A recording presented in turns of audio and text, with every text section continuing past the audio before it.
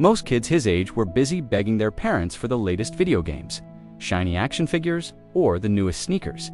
But 8-year-old Ethan Miller was different.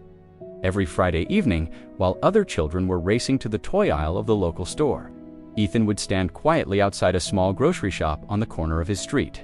He lived in a working-class neighborhood in Ohio, and clutched in his small hands was a crumpled $5 bill.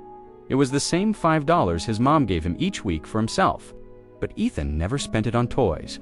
Instead, he'd buy a loaf of bread, a can of cheap dog food, and sometimes, if he was lucky, leftover chicken bones from the butcher.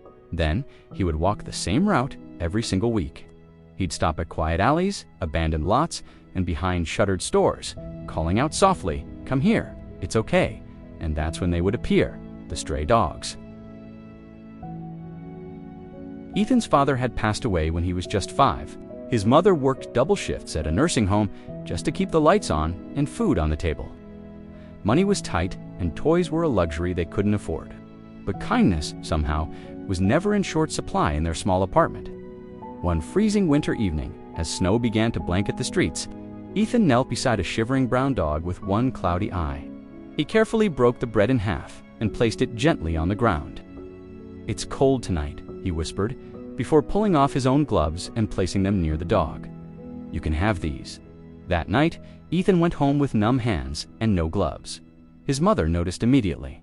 "Where are your gloves?" she asked, her voice laced with worry. Ethan hesitated for a moment, then looked at her. "I gave them to someone who needed them more." She didn't scold him. She didn't get angry. She just pulled him into a tight hug, holding back her own tears. Weeks turned into months, and people in the neighborhood started to notice. They saw that the stray dogs were looking healthier, they were less aggressive, calmer. They would follow Ethan with wagging tails, sitting obediently as if they trusted him with their lives. One day, outside the grocery store, a man in a heavy coat watched Ethan as he carefully divided food among 5 dogs. "You like dogs?" the man asked. Ethan nodded. "They get lonely and hungry. Toys don't feel as important when someone else is hurting."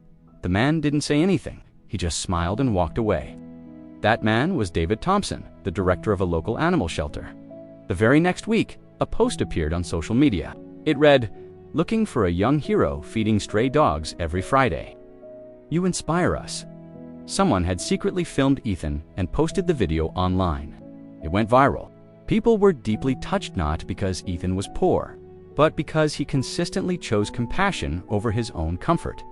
Donations poured in, bags of dog food, warm blankets, and dozens of volunteers offering to help. The city partnered with the animal shelter, and soon the strays Ethan had been feeding were vaccinated, treated, and many found loving homes. But the biggest surprise came one evening when David knocked on Ethan's door. "We want to do something for you," he said. Ethan just shook his head. "I don't need anything." David knelt down to his level. "You already gave the world something. Please, let us give something back." He handed Ethan a small box. Inside was a toy truck, the very kind he had once stared at in the store window but never asked for.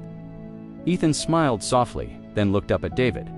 "Can we give one to the shelter too?" That simple question broke everyone's heart in the room. Years later, a grown-up Ethan stood in a white coat outside that same shelter. It was now much larger, better funded, and proudly named Miller's Hope. He had gone to college on a scholarship funded by people who never forgot the little boy with the $5 bill. When reporters asked him why he never bought toys for himself, Ethan's answer was simple. "Toys made me happy for a moment. Feeding them made me feel useful forever." This story is a powerful reminder that sometimes the purest hearts belong to those who have the least. Kindness often grows strongest where comfort is absent. The world is changed not by those who have everything, but by those who choose compassion when they have almost nothing. If this story touched your heart, remember this: you don't need a lot to make a difference. You just need to care. Thanks for watching. If you were inspired by Ethan's story, consider liking this video and subscribing for more content that warms the heart. We'll see you in the next one.